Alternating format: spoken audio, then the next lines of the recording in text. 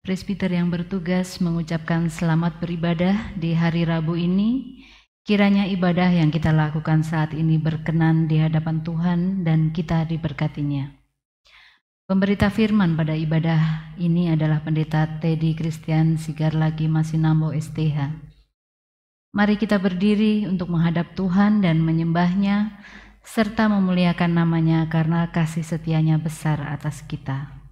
Kita menghadap Tuhan sambil menyanyi Kidung Jemaat 8, bait yang pertama dan kedua, Bagimu Tuhan nyanyianku.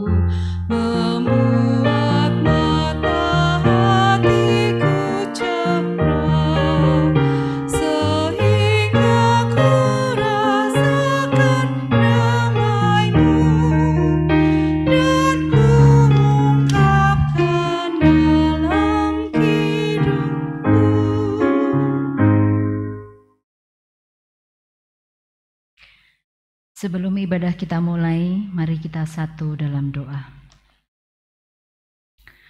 Puji dan syukur kami naikkan kehadirat-Mu ya Tuhan Yesus, karena Engkau selalu hadir dan berkarya dalam kehidupan kami.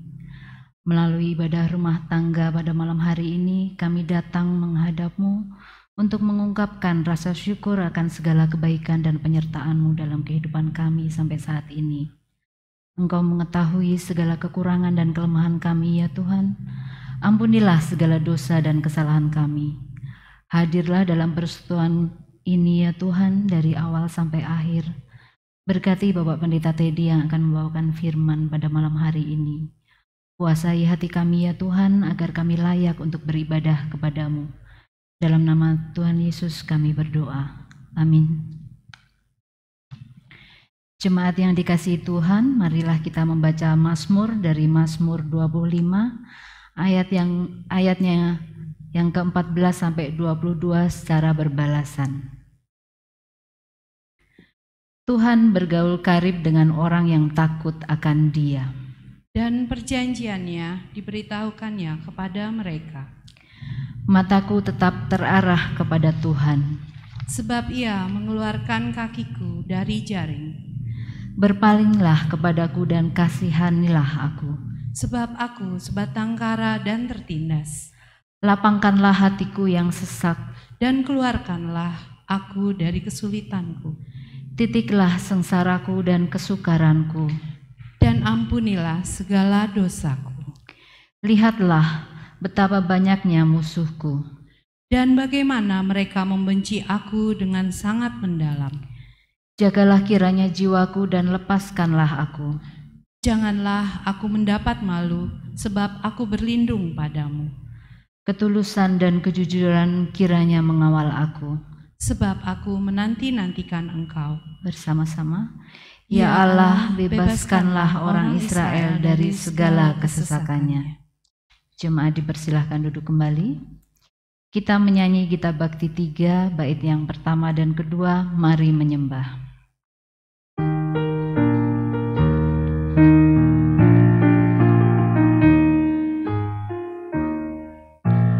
Mari menyembah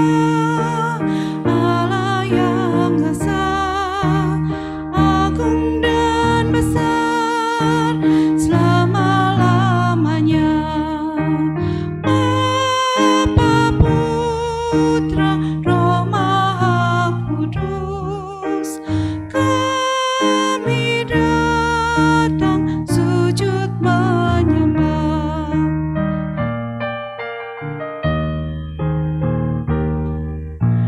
Mari menyembah Bapa Pencipta, agung dan besar selama-lamanya. Kaulah Allah, Alfa Omega, kami datang sujud menyembah. Mari menyembah.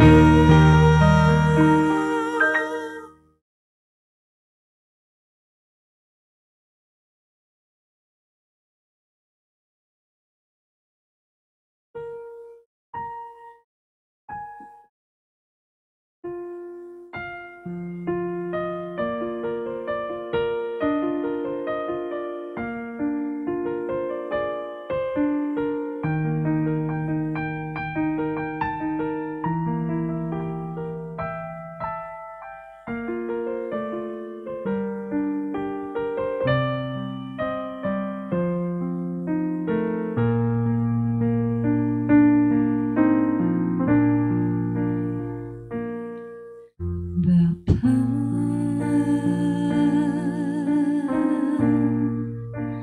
Engkau sungguh baik,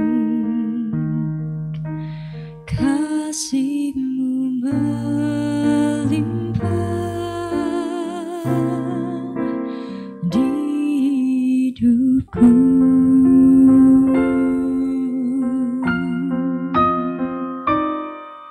Bapa,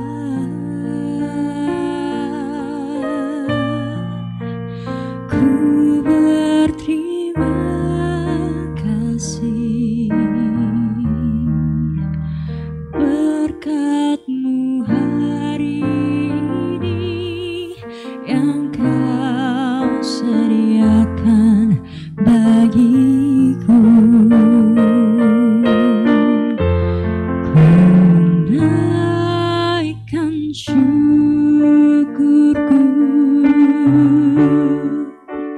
buat hari yang Kau beri, tak habis-habisnya kasih dan rahmat-Mu.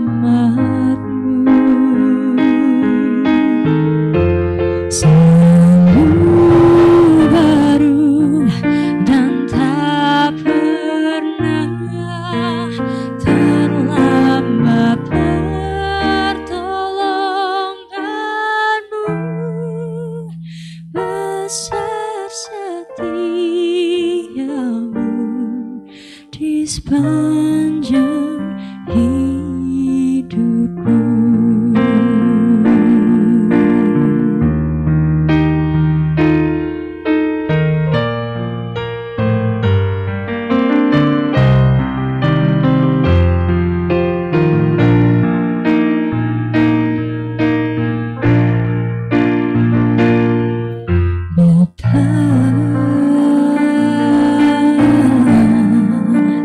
Engkau sungguh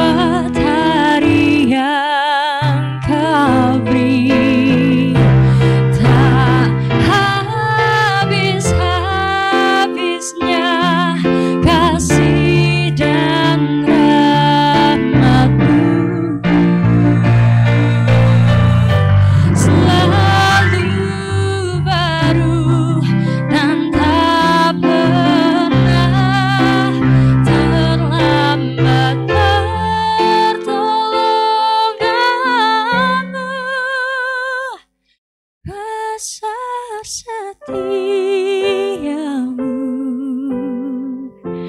besar setiamu,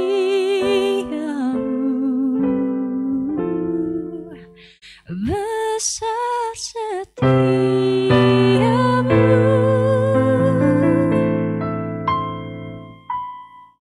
Di sepanjang hidupku,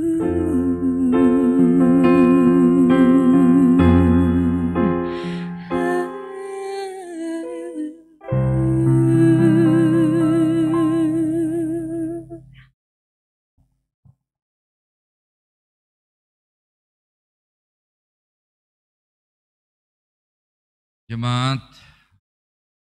yang berada di rumah, yang sedang mengikuti ibadah keluarga pada malam hari ini, saatnya firman Tuhan akan diberitakan berdasarkan Alkitab.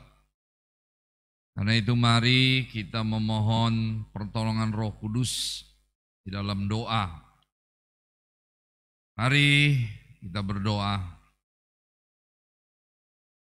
Terima kasih ya Tuhan Yesus, kami pada malam hari ini dapat kembali beribadah dalam ibadah keluarga, walaupun kami laksanakan di rumah masing-masing.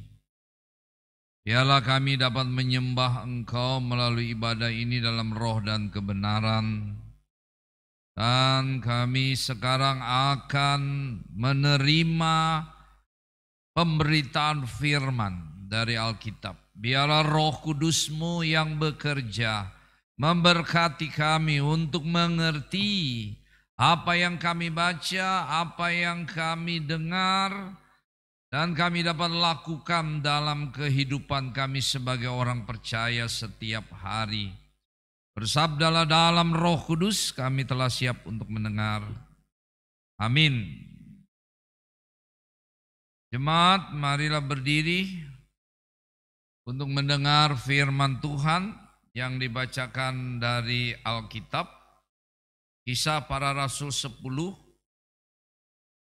ayat 34 hingga 43. Kisah Para Rasul 10 ayat 34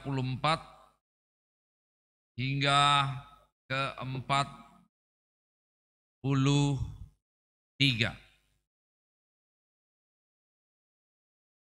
yang menyatakan, lalu mulailah Petrus berbicara, katanya, sesungguhnya aku telah mengerti bahwa Allah tidak membedakan orang. Setiap orang dari bangsa manapun yang takut akan Dia dan yang mengamalkan kebenaran berkenan kepadanya. Itulah firman yang Ia suruh sampaikan kepada orang-orang Israel, yaitu firman yang memberitakan damai sejahtera oleh Yesus Kristus yang adalah Tuhan dari semua orang. Kamu tahu tentang segala sesuatu yang terjadi di seluruh tanah Yudea, mulai dari Galilea sesudah baptisan yang diberitakan oleh Yohanes, yaitu tentang Yesus dari Nazaret, bagaimana Allah mengurapi Dia dengan Roh Kudus dan kuat kuasa, Dia yang berjalan berkeliling sambil berbuat baik dan menyembuhkan semua orang yang berkuasa, yang dikuasai iblis, sebab Allah menyertai Dia. Dan kami adalah saksi dari segala sesuatu yang diperbuatnya di tanah Yudea maupun di Yerusalem. Dan mereka telah membunuh Dia dan menggantung Dia pada kayu salib. Yesus itu telah dibangkitkan Allah pada hari yang ketiga. Dan Allah berkenan bahwa Ia menampakkan diri bukan kepada seluruh bangsa tapi kepada saksi-saksi yang sebelumnya telah ditunjukkan oleh Allah yaitu kepada kami yang telah dimakan dan minum bersama-sama dengan Dia setelah Ia bangkit dari antara orang mati. Dan Ia telah menugaskan kami memberitakan kepada seluruh bangsa dan bersaksi bahwa Dialah yang ditentukan Allah menjadi hakim atas orang-orang hidup dan orang-orang mati. Tentang Dialah semua nabi bersaksi bahwa barang siapa percaya kepadanya, ia akan mendapat pengampunan dosa oleh karena namanya. Demikian pembacaan Alkitab. Berbahagialah semua orang yang mendengar firman Tuhan dan melakukannya. Terpujilah Tuhan Yesus. Haleluya.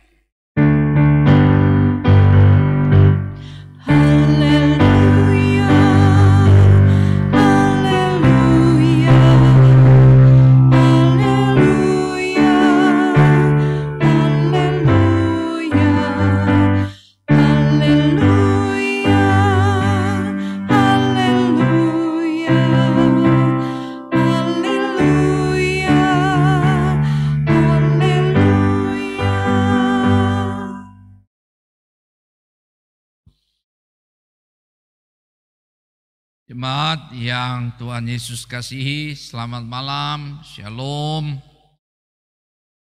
Kiranya ada sukacita di hati kita ketika kita datang beribadah kepada Tuhan. Tema renungan pada malam hari ini sesuai dengan Sabda Guna Krida GPIB diberi tema persekutuan kebangsaan, dan bahan Alkitab dari bacaan kita Kisah Rasul 10 ayat 34 hingga 43. Saudara-saudaraku, jemaat yang kekasih, kecenderungan kita dalam hidup bermasyarakat juga dalam hidup bergereja itu sangat memperhatikan perbedaan. Kamu, dia beda dengan saya, dengan kami. Padahal memang hidup ini ya banyak perbedaannya. Tapi perbedaan-perbedaan yang ada, apalagi dalam relasi dengan sesama manusia, ya, tidak boleh meningkat menjadi diskriminasi. Diskriminasi itu adalah sikap tidak adil terhadap orang yang berbeda dengan kita. Kalau kita bicara mengenai diskriminasi, wah, di dunia ini banyak. Di Amerika sana diskriminasi terhadap orang kulit hitam. Ya. Kita baru lihat beberapa waktu yang lalu kejadiannya membuat rusuh. Karena apa diskriminasi terjadi? Karena kamu beda dengan saya. Jangan samakan. Dalam kehidupan bergereja, kita berbeda dalam arti yang menjadi warga gereja itu, apalagi gereja seluruh dunia ini ya beda-beda, bangsa sana, ya, bangsa yang sana. Juga di Indonesia, yang masuk dalam persekutuan gereja tidak hanya satu suku. Semua suku yang ada, yang percaya pada Kristus ada dalam persekutuan gereja. Nah, kecenderungan manusia yang membeda-bedakan ini yang mau disoroti melalui tema agar kita dapat menyatukan perbedaan itu menjadi suatu kekayaan untuk membangun bangsa.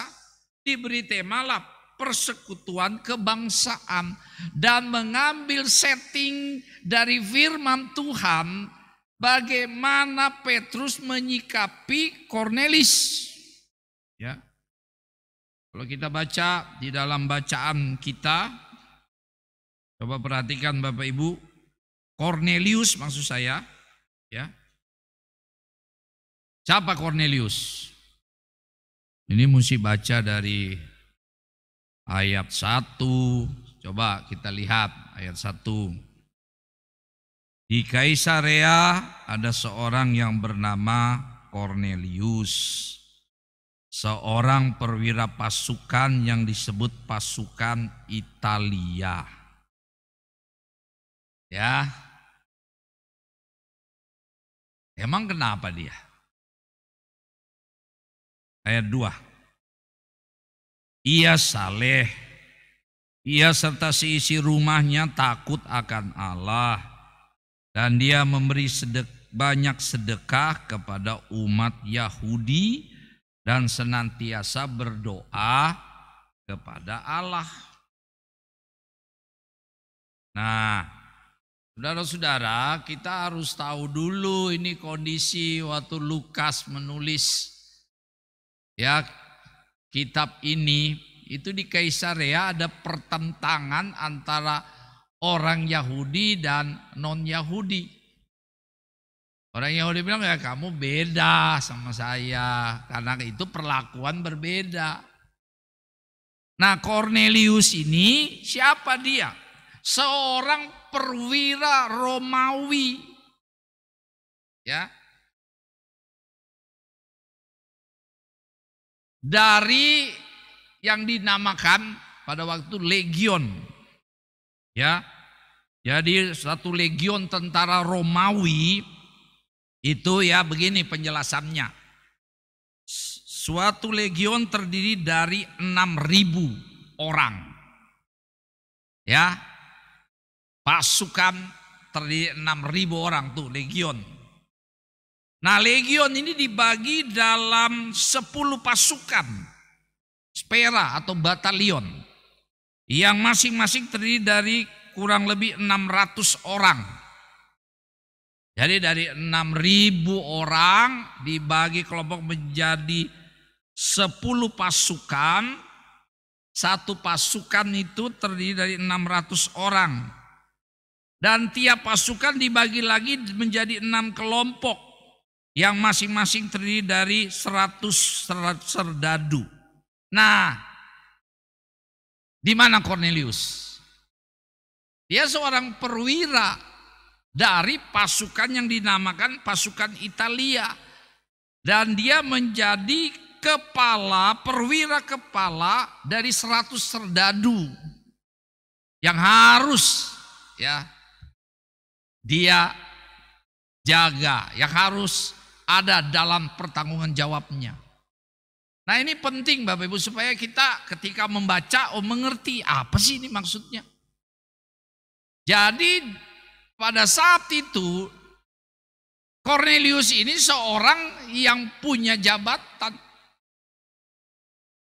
Ya.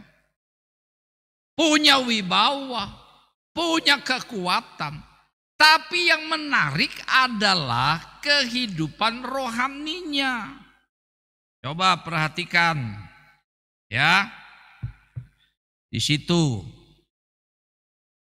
kita lihat ayatnya yang kedua. Ia saleh, serta ia dan isi rumahnya takut akan Allah, dan ia banyak memberi sedekah kepada umat Yahudi dan senantiasa berdoa kepada Allah. Nah, apakah Kornelius seorang beragama Yahudi? Enggak. Ya. Dia orang Yunani. Dia simpatisan. Nah, mungkin saya mesti jelaskan dulu. Ya, agama Yahudi mengenal beberapa kelompok orang. pertama Bapak Ibu bisa kita simak. Kelompok ya yang disebut ya orang yang menganut agama Yahudi sejak lahir sebagai orang Yahudi. Tuh. Nah, yang kedua, ada orang bukan kelahiran Yahudi yang kemudian menganut agama Yahudi secara penuh. Orang itu disunat, lalu mengikuti aturan makan dan lain sebagainya. Nah, orang ini disebut proselit atau penganut agama Yahudi. Ya, tapi mereka bukan kelahiran Yahudi. Penganut agama Yahudi. Nah, yang ketiga, ada cukup banyak orang bukan Yahudi yang tertarik pada agama Yahudi. Kemudian mereka mengunjungi sinagoge, tempat sembahyang orang Yahudi, namun tidak menganut agama itu secara penuh. Mereka dapat disebut orang yang takut akan Allah atau orang yang beribadah kepada Allah. Nah, Kornelius termasuk yang ketiga ini. Nah, kisah ini menjadi menarik, saudara-saudaraku, ketika dalam ayat 3. Coba kita baca ayat 3. Ya. Dalam suatu penglihatan kira-kira jam 3 petang, jelas tampak kepadanya seorang malaikat Allah masuk ke rumahnya dan berkata kepadanya, "Kornelius." Ia menatap malaikat itu dan dengan takut ia berkata, "Ada apa Tuhan?" Jawab malaikat itu, "Semua doamu dan sedekahmu telah naik ke hadirat Allah dan Allah mengingat engkau. Dan sekarang suruhlah beberapa orang ke Yope untuk menjemput seorang yang bernama Simon dan yang disebut Petrus. Ia menumpang di rumah seorang penyamak kulit yang bernama Simon yang tinggal di tepi laut." Setelah malaikat yang berbicara kepadanya itu meninggalkan dia, dipanggilnya 2 orang hambanya beserta seorang prajurit yang saleh dari orang-orang yang selalu bersama-sama dengan dia. Dan sesudah ia menjelaskan segala sesuatu kepada mereka, ia menyuruh mereka ke Yope. Nah, lihat ya Bapak Ibu, tadinya Kornelius itu ya tidak percaya Yesus, belum percaya Yesus, tapi kemudian malaikat menampakkan diri ya, kepada orang Yunani ini. Nah, di sini kemudian ada relasinya dengan Simon Petrus karena malaikat menyuruh Kornelius ya untuk ya minta menjumpai Petrus untuk datang ke Kaisarea. Petrus lagi di mana Bapak Ibu? Di situ dikatakan ada di Yope, jaraknya 50 km dari Kaisarea. Pada zaman itu cukup jauh. Nah, kalau kita baca di dalam ayatnya yang ke-9 sampai seterusnya, sampai ayatnya yang ke-23 dan seterusnya, kita melihat Petrus juga didatangi oleh Tuhan dengan cara yang luar biasa. Bapak Ibu bisa lihat di dalam ayatnya yang ke-10. Coba kita perhatikan. Ya. Mulai ayat 9 ya. Ketika esokan harinya, ketika ketiga orang itu berada dalam perjalanan dan sudah dekat kota Yope, kira-kira pukul 12:30 hari, naiklah Petrus ke atas rumah untuk berdoa. Ia merasa lapar dan ingin makan, tetapi sementara makan disediakan, tiba-tiba rohnya diliputi kuasa ilahi. Tampak olehnya langit terbuka dan turunlah suatu benda berbentuk kain lebar yang bergantung pada keempat sudutnya yang diturunkan ke tanah. Di dalamnya terdapat pelbagai jenis binatang berkaki 4, binatang menjala dan burung. Kedengaranlah olehnya suatu suara yang berkata, "Bangunlah hai Petrus, sembelihlah dan makanlah." Tetapi Petrus menjawab, "Tidak Tuhan, tidak, sebab aku belum pernah makan sesuatu yang haram dan yang tidak tahir." Kedengaran pula lah untuk kedua kalinya suara yang berkata kepadanya, apa yang dinyatakan halal oleh Allah tidak boleh engkau nyatakan haram. Hal ini terjadi sampai 3 kali, dan sesudah itu terangkatlah benda itu ke langit. Petrus bertanya-tanya di dalam hatinya apa kiranya arti penglihatan yang telah dilihatnya. Sementara itu telah sampai di muka pintu orang yang disuruh oleh Kornelius dan yang berusaha mengetahui di mana rumah Petrus. Mereka memanggil seorang dan bertanya, apakah Simon yang disebut Petrus ada menumpang di rumah itu? Dan ketika Petrus sedang berpikir tentang penglihatan itu, berkatalah Roh, ada 3 orang yang mencari engkau. Bangunlah, turunlah ke bawah dan berangkatlah bersama-sama dengan mereka. Jangan bimbang sebab aku yang menyuruh mereka kemari. Lalu turunlah Petrus ke bawah dan berkata kepada orang itu, akulah yang kamu cari. Apakah maksud kedatanganmu? Jawab mereka, Kornelius seorang perwira yang tulus hati dan takut akan Allah, dan yang terkenal baik di antara seluruh bangsa Yahudi, telah menerima penyataan Allah dengan perantaran seorang malaikat kudus, supaya ia mengundang engkau ke rumahnya dan mendengar apa yang akan kau katakan. Ia mempersilahkan mereka untuk bermalam di situ. Keesokan harinya ia bangun dan berangkat bersama-sama dengan mereka, dan beberapa saudara dari Yope menyertai dia. Nah, kenapa saya perlu bacakan ini? Supaya kita ngerti ya, bahwa Allah mau menyebut Kornelius yang bukan orang Yahudi buat percaya kepadanya. Petrus tadinya juga ragu-ragu, tapi dengan penglihatan pada saat dia pengen makan lapar, ada penglihatan di mana banyak binatang yang menurut keyakinan agama Petrus atau keyakinannya dulu adalah ini haram semua, disuruh makan oleh Allah. Dia nggak mau makan.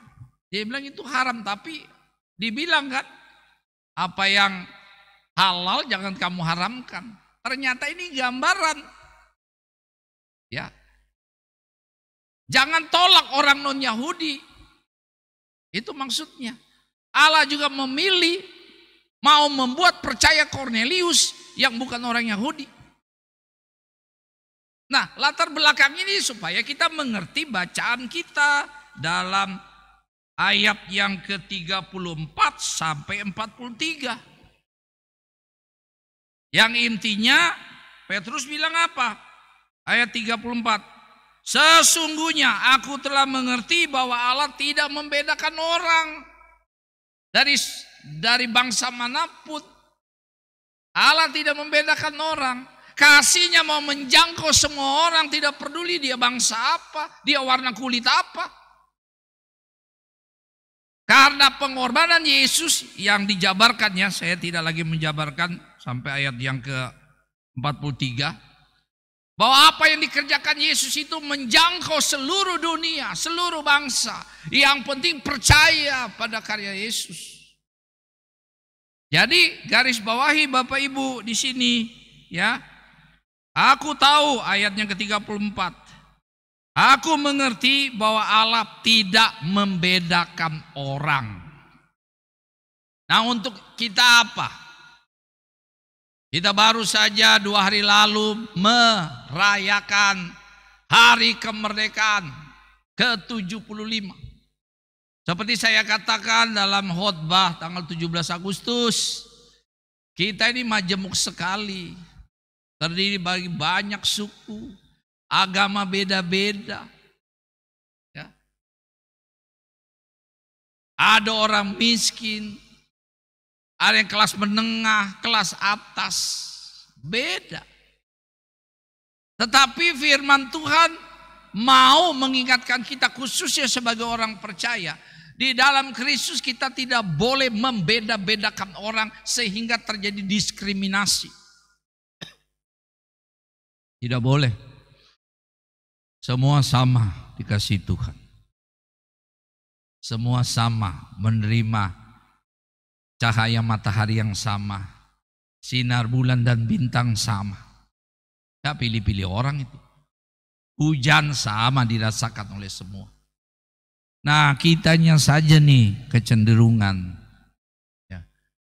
Kamu bukan golongan kami. Oh, jangan. Kita melakukan tindakan diskriminasi. Tidak adil itu diskriminasi artinya. Nah mari Bapak Ibu, coba kita renungkan.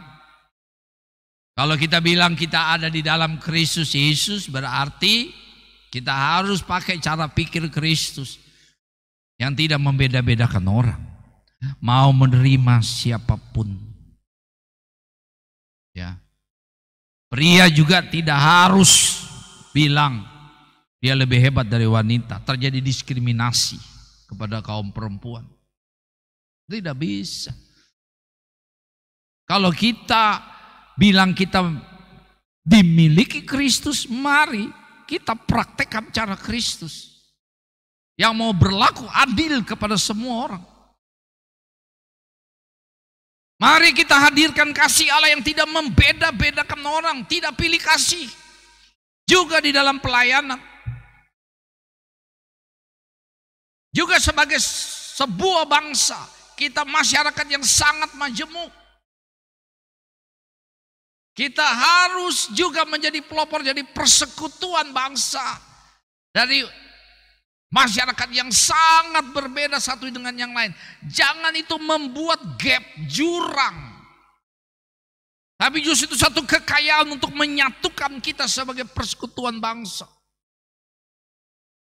Karena itu, saudara-saudaraku, mari di dalam spirit kasih Tuhan Yesus Kristus yang tidak membeda-bedakan orang, kita mau melihat orang sama itu milik Tuhan. Ya, mereka juga dikasihi Tuhan. Kita tidak boleh menginjak-injak orang miskin, orang lemah. Semua sama di hadapan Tuhan. Supaya tema kita benar, persekutuan kebangsaan.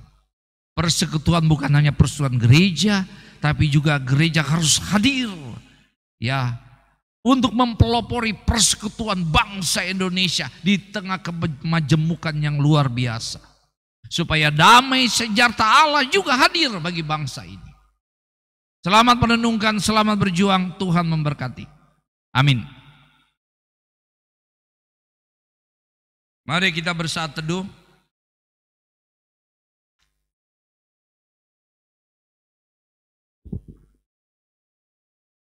Kita menyanyi Kitab Bakti 345 bait 1 dan 3, Allah sumber rahmat.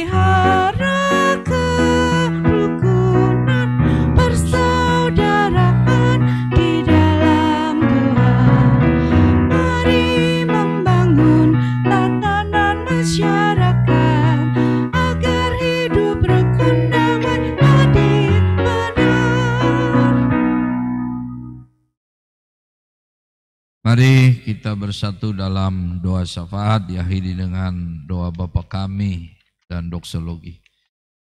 Kita berdoa. Terima kasih Tuhan atas firman yang boleh kami dengar. Ialah kami boleh hadir sebagai umat percaya, umat yang tidak membeda-bedakan manusia. Mau menerima sesama kami dengan kasih-Mu, tidak melakukan diskriminasi karena perbedaan kulit, perbedaan agama, perbedaan bahasa. Tolong kami ya Tuhan melalui teladan yang Tuhan berikan dari peristiwa Cornelius dan Simon Petrus. Kami percaya Tuhan sendiri tidak membeda-bedakan orang. Semua menerima kasih dari Kristus kalau mereka mau menyambutnya. Karena itu tolong Tuhan, ampuni kami kalau dalam kehidupan berjemaat, dalam persekutuan, dalam kehidupan bermasyarakat, sering kami yang membuat tembok-tembok pemisah, membeda-bedakan melalui warna kulit, melalui suku, melalui agama, sehingga sering itu membuat hubungan menjadi tidak harmonis. Biarlah kami sebagai orang percaya dalam rangka persekutuan bangsa Indonesia yang baru saja merayakan kemerdekaan ke-75, kami boleh menjadi pelopor dari satu sikap yang mau menerima siapapun, tidak membeda-bedakan dan tidak melakukan diskriminasi. Kami berdoa bagi bangsa dan negara kami, Tuhan pimpin pemimpin kami. Berkati juga kami semua, bangsa Indonesia yang sedang melawan wabah COVID-19. Mampukan kami mengatasi ini. Kami menyerahkan juga akan mereka-mereka yang sakit di rumah maupun di rumah sakit. Kami menyerahkan mereka-mereka juga yang berduka cita. Kami menyerahkan mereka yang mengalami pergumulan-pergumulan berat, kiranya Tuhan hadir bagi mereka. Terima kasih ya Tuhan, Engkau berkati pelayanan kami di GBW Trinitas ini, para pendeta, para penatua diakan, seluruh unit misioner, BPPJ, juga pelkat-pelkat, komisi-komisi, panitia-panitia yang ada, Tuhan berkati, supaya kami dapat melaksanakan yang terbaik untuk kemuliaan Tuhan. Kami mau datang ya Tuhan Yesus dalam doa-doa pribadi kami.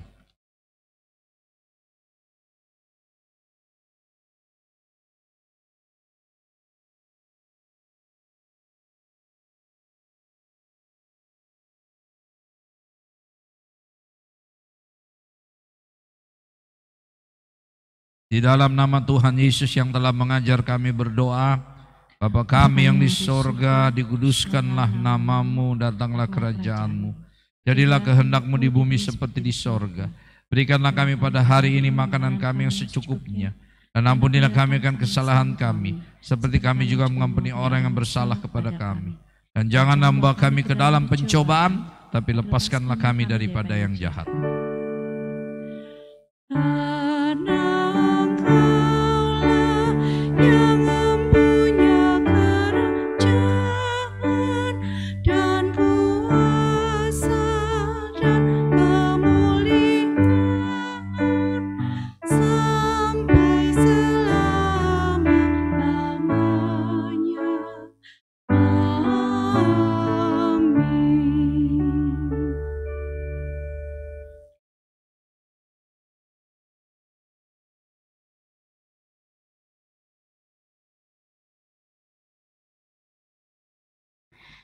Jemaat, mari kita mengucap syukur kepada Tuhan dengan memberi persembahan kepadanya.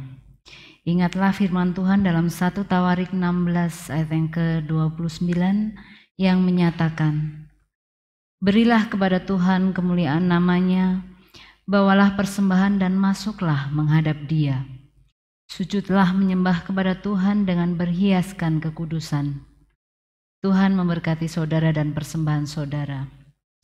Persembahan atau kolekte harap dimasukkan ke dalam amplop dan dikasih keterangan kolekte ibadah keluarga dari sektor Bapak Ibu tanggal 19 Agustus 2020, kemudian dimasukkan dalam kotak persembahan yang ada di gereja apabila Bapak Ibu hadir dalam ibadah minggu atau pada hari kerja kantor sekretariat. Mari kita menyanyi Kidung Muda-Mudi 92, bait pertama dan kedua, kita menaburkan biji kebenaran.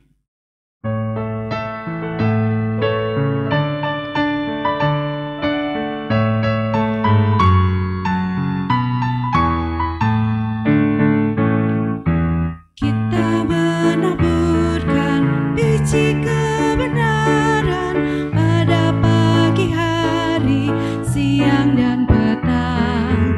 Kita menantikan waktu penuaian, pasti ada hasil, hati pun senang. Mari kumpulkan, pasti ada hasil, hati pun senang. Mari kumpulkan, pasti ada hasil, hati pun senang.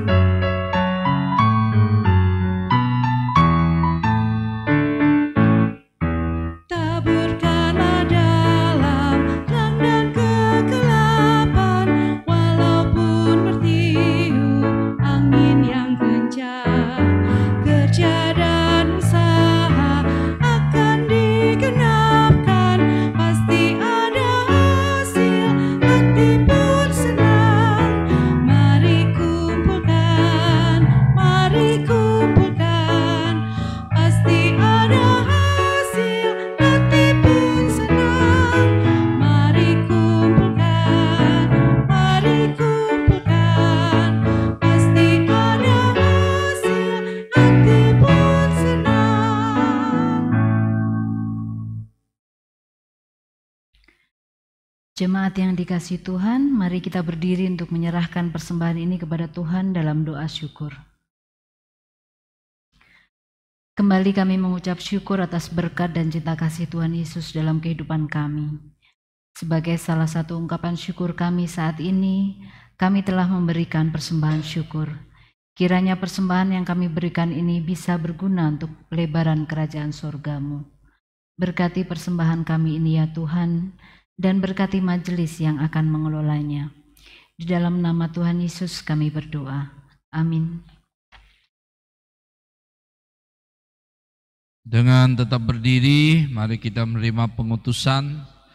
Pergilah dalam damai sejahtera Tuhan dan lakukan firman Tuhan yang telah kamu dengar. Kita menyanyi Kidung Jemaat 249 bait 1 dan 3, serikat persaudaraan berdirilah teguh.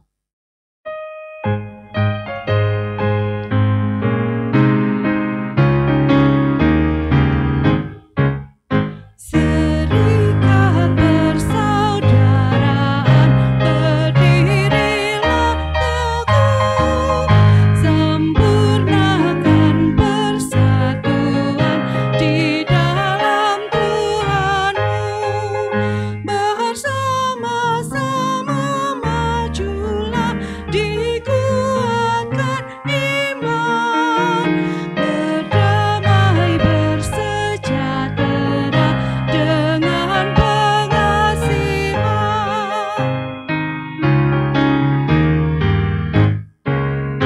Dan masing-masing kamu pun diberi anugerah, supaya kamu bertekun dan rajin bekerja. Hendaklah hatimu rendah, tahu Tuhan berpesan. Jemaat menurut firman-Nya berkasih-kasihan. Saudara-saudaraku, angkatlah hati dan arahkan pikiranmu kepada Tuhan serta terimalah berkat-Nya. Kasih karunia Tuhan Yesus Kristus, kasih Allah Bapa, dan persekutuan Roh Kudus kiranya menyertai kamu sekalian.